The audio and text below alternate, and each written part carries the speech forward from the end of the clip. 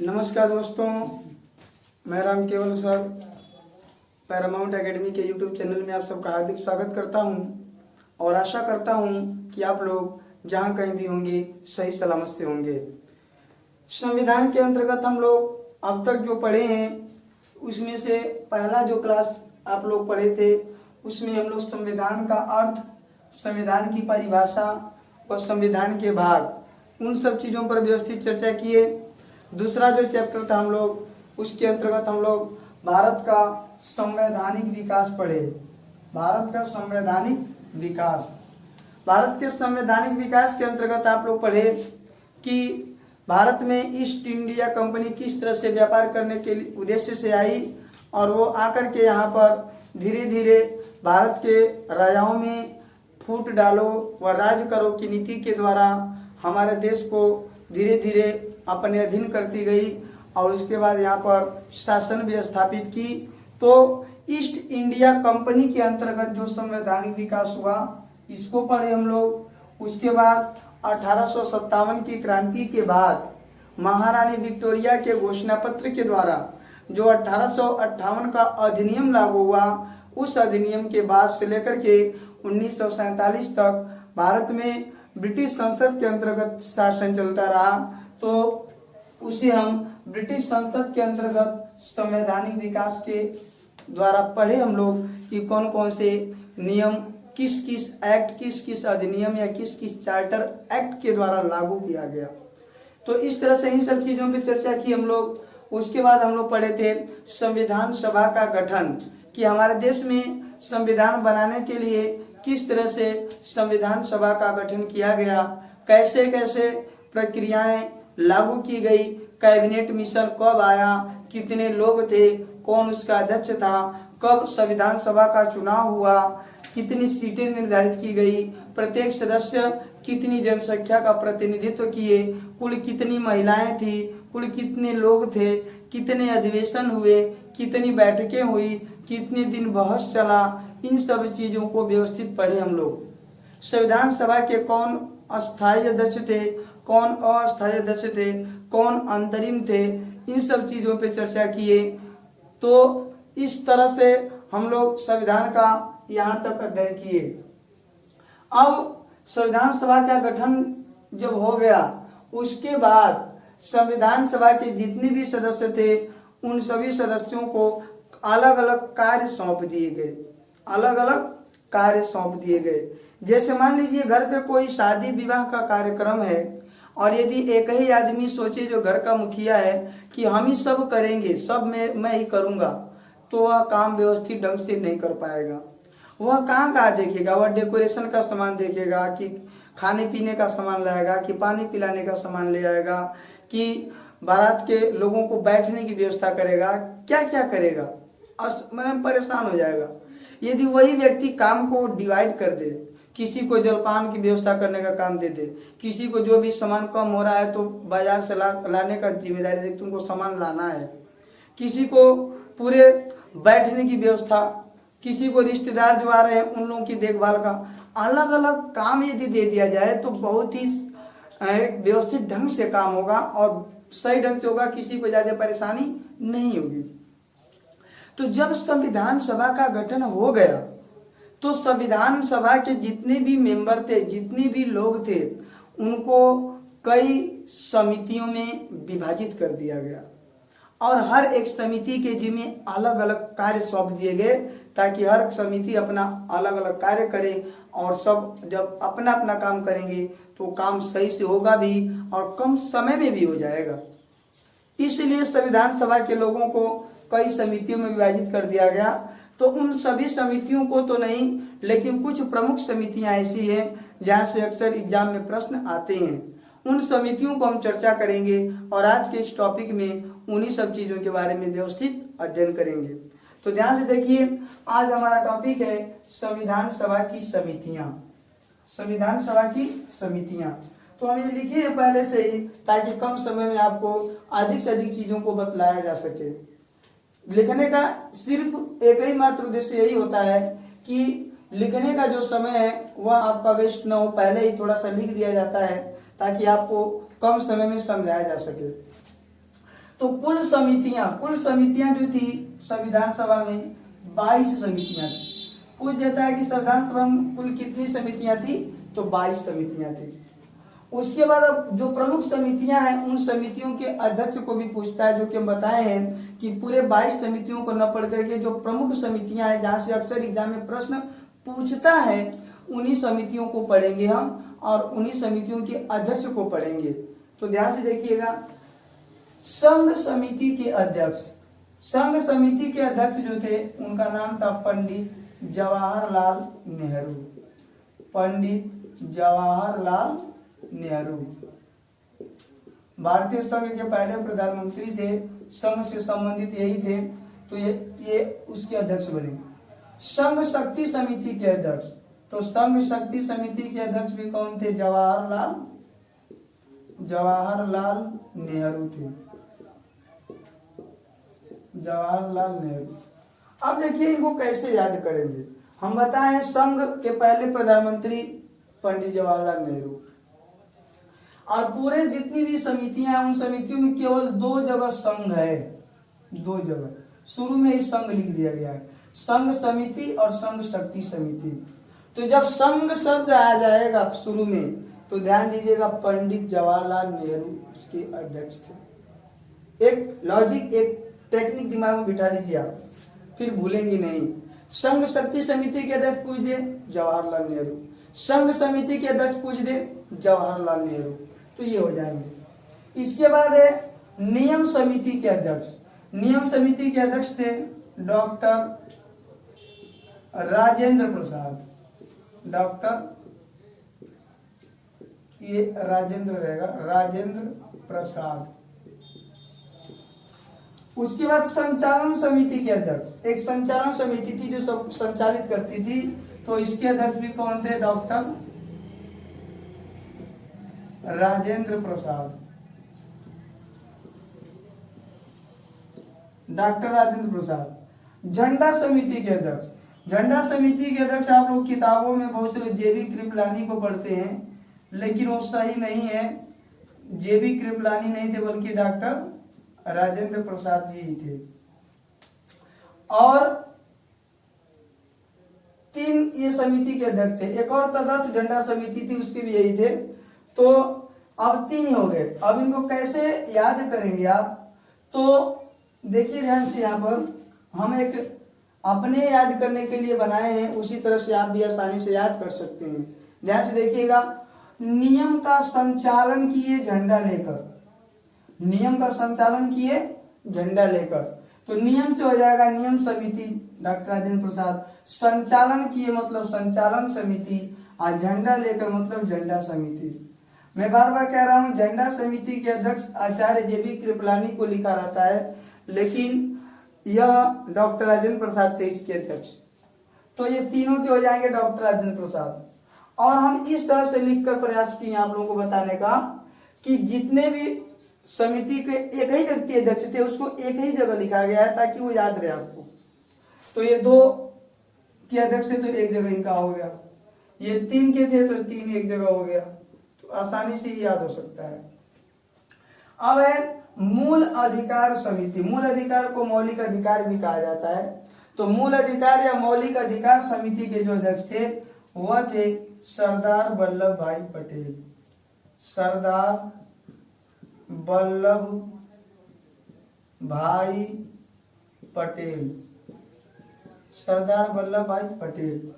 तो मूल अधिकार, लोगों को मूल अधिकार मिलना चाहिए कि नहीं मिलना चाहिए, कुल कितने मूल अधिकार होने चाहिए, इन सब चीजों पर अपना विचार देने के लिए एक समिति बनाई गई थी जिसको मूल अधिकार या मौलिक अधिकार समिति कहा गया, और उस समिति के अध्यक्ष सरदार वल्लभ भाई पटेल। अल्पसंख्यक वर्ग के परामर्श समिति के अध्यक्ष, इसको 2 नामों से पूछ देता है, बस इतना पूछ देता है कि अल्पसंख्यक वर्ग समिति के अध्यक्ष कौन थे? तो सरदार वल्लभ भाई पटेल। सरदार वल्लभ भाई पटेल। लेकिन कभी कभी परामर्श समिति की ओर पूछ देता है, परामर्श समिति के अध्यक्ष तो भी सरदार वल्लभ भाई पटेल। आप पूरा यहाँ से लेकर यहाँ पूछ देगा कि अल्पसंख्यक वर्ग को के हितों के लिए परामर्श समिति के अध्यक्ष कौन थे, तो सरदार वल्लभ भाई पटेल। तो आराम से याद कर लीजिएगा। अब प्रांतीय समिति के अध्यक्ष, प्रांतीय समिति के अध्यक्ष भी कौन थे, सरदार वल्लभ भाई पटेल, यही थे सरदार वल्लभ भाई पटेल। तो इस तरह से ये 3 समितियों के अध्यक्ष थे सरदार वल्लभ भाई पटेल।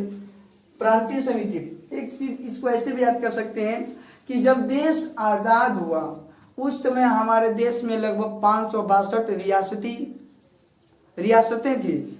उन रियासतों को भारत में एकीकरण करने का सबसे महत्वपूर्ण कार्य किया था सरदार वल्लभ भाई पटेल, क्योंकि ये प्रांतों का एकीकरण किए, तो ये प्रांतीय समिति के अध्यक्ष रहे होंगे। आप ऐसे भी याद कर सकते हैं कि प्रांतों को एक करने का कार्य यही किए थे, रियासतों को एक किए थे, रियासती मंत्रालय के अध्यक्ष थे। तो इन सब चीजों के द्वारा भी आप याद कर सकते हैं कि प्रांतीय समिति के अध्यक्ष कौन थे, सरदार वल्लभ भाई पटेल। और संघ समिति का पूछ देगा तो जवाहरलाल नेहरू। इस तरह से हो जाएगा। अब देखिए एक बहुत ही महत्वपूर्ण समिति थी प्रारूप समिति। प्रारूप समिति के अध्यक्ष थे डॉक्टर भीमराव अंबेडकर। प्रारूप समिति को थोड़ा सा डिटेल पूछ देता है, तो प्रारूप समिति को हम अब पढ़ेंगे हम लोग थोड़ा सा और डिटेल। जैसा कि हम कह रहे थे कि प्रारूप समिति बहुत ही महत्वपूर्ण समिति थी और प्रारूप समिति से थोड़ा डिटेल भी प्रश्न पूछ दिया जाता है। तो प्रारूप समिति को हम थोड़ा सा डिटेल पढ़ेंगे और ध्यान से देखिए आप लोग।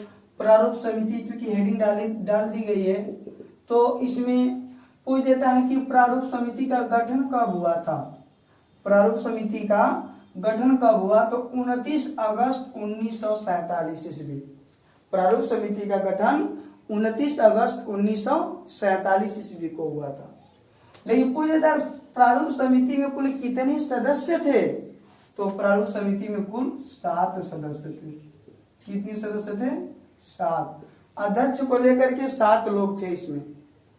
अब थोड़ा सा और आगे बढ़कर कभी प्रश्न दे देता है कि प्रारूप समिति के अध्यक्ष कौन थे, प्रारूप समिति के कौन अध्यक्ष थे, तो डॉक्टर भीमराव अंबेडकर। डॉक्टर भीमराव अंबेडकर जो थे इसके अध्यक्ष थे। और सदस्यों के नाम, प्रारूप समिति में जो 7 सदस्य थे उसमें से सदस्यों का नाम भी पूछ देता है। निम्न में से कौन प्रारूप समिति के सदस्य नहीं थे, उसमें 3 लोगों का नाम रहेगा, 3 लोग रहेंगे, एक ही व्यक्ति नहीं रहेगा, तो उसको भी याद करना जरूरी है। तो यहाँ से प्रश्न आ जाता है, तो इसको बहुत ही आसानी से आप याद कर सकते हैं कि कौन प्रारूप समिति के सदस्य में कौन कौन लोग थे। तो आसानी से एक वाक्य आपको याद करना पड़ेगा। जैसे एक वाक्य याद करिए, उसका ट्रिक है अंबेडकर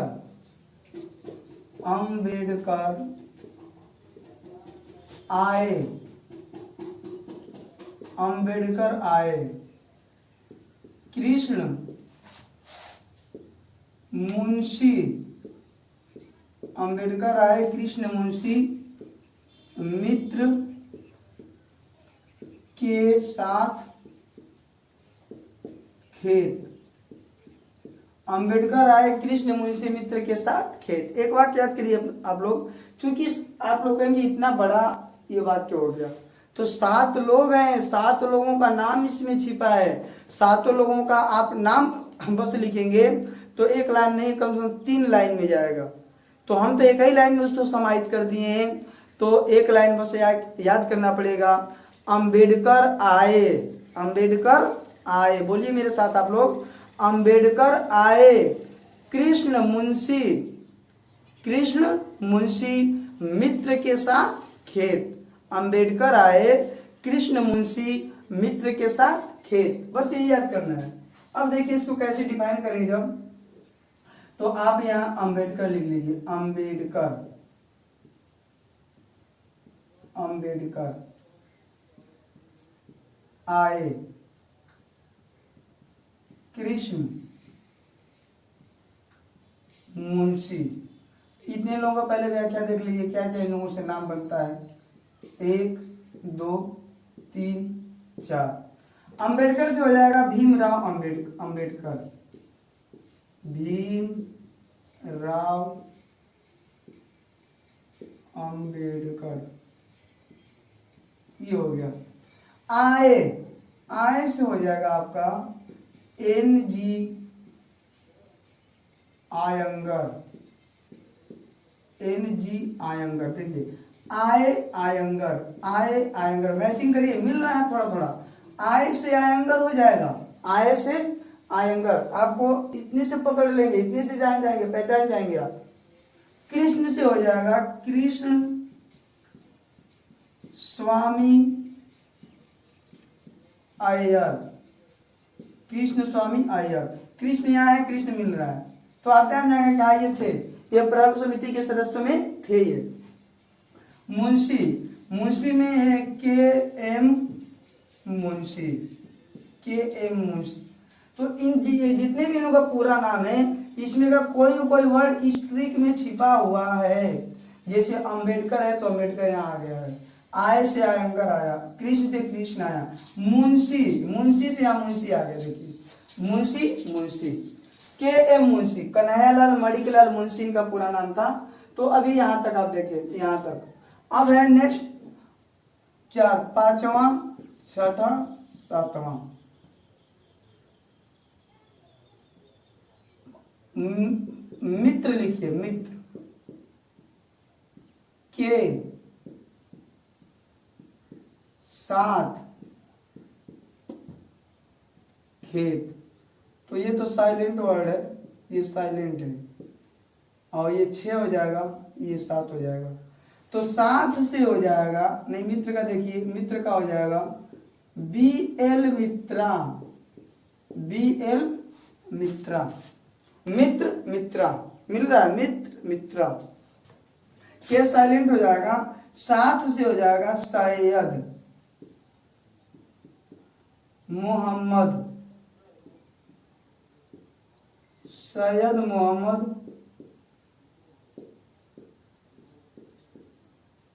सादुल्ला। सैयद मोहम्मद सादुल्ला। और खेत से हो जाएगा आपका DP खेतान।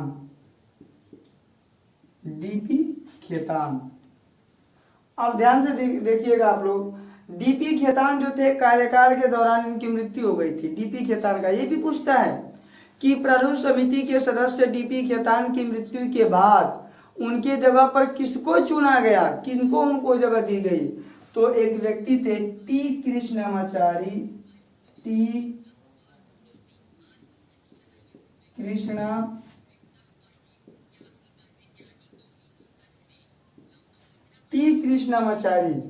और BL मित्रा भी अपने पद से हट गए थे, तो इनके जगह पर N माधव राज आए थे। तो इस तरह से आप लोग प्रारूप समिति के सदस्यों के बारे में, प्रारूप समिति के बारे में पूरा डिटेल अध्ययन किए, जिसमें हम लोग ये देखे कि प्रारूप समिति का गठन कब हुआ था। 29 अगस्त 1947 को कुल कितने सदस्य थे, 7 सदस्य थे। उसके अध्यक्ष कौन थे, उसके अध्यक्ष थे डॉक्टर भीमराव अंबेडकर। और सभी सदस्यों के नाम, 7 सदस्यों के नाम तो बताए थे। अंबेडकर आए, कृष्ण मुंशी मित्र के साथ खेत। अंबेडकर से अंबेडकर हो जाएगा भीमराव अंबेडकर। आय से NG आयंगर, कृष्ण से कृष्ण स्वामी अय्यर, मुंशी से KM मुंशी, मित्र से BL मित्रा। देखिए मित्र यहाँ है, मित्रा मिल रहा है। और 7 से सैयद मोहम्मद सादुल्ला। खेतान मिल रहा है, देखिए मैच कर रहा है, खेतान। तो आराम से इस ट्रिक के द्वारा आसानी से आप प्रारूप समिति के सदस्यों को याद कर सकते हैं। तो आज के इस क्लास में हम लोग संविधान के अंतर्गत आप लोग संविधान सभा के जो समितियां बनी थी उन समितियों को पढ़े। कुल कितनी समितियां थी, प्रमुख समितियों के कौन कौन अध्यक्ष थे, उन सब चीजों के बारे में पढ़े। और विशेष रूप से आप प्रारूप समिति के बारे में पढ़े। तो कल हम लोग इससे भी रुचिकर ढंग से कल एक नए टॉपिक के साथ, जो क्रमशः आगे जो टॉपिक आएगा जैसे आ जाएगा भारतीय संविधान के स्रोत, तो उस टॉपिक को लेकर उपस्थित होंगे। तब तक के लिए आप सभी को धन्यवाद। आप सबसे जाते जाते कहना चाहेंगे कि यदि हमारा यह चैनल अच्छा लगा हो तो हमारे इस पैरामाउंट एकेडमी यूट्यूब चैनल को जरूर सब्सक्राइब करें, अधिक से अधिक लाइक व शेयर करें। आप सभी को सादर नमस्कार, धन्यवाद। आप सबका दिन शुभ हो।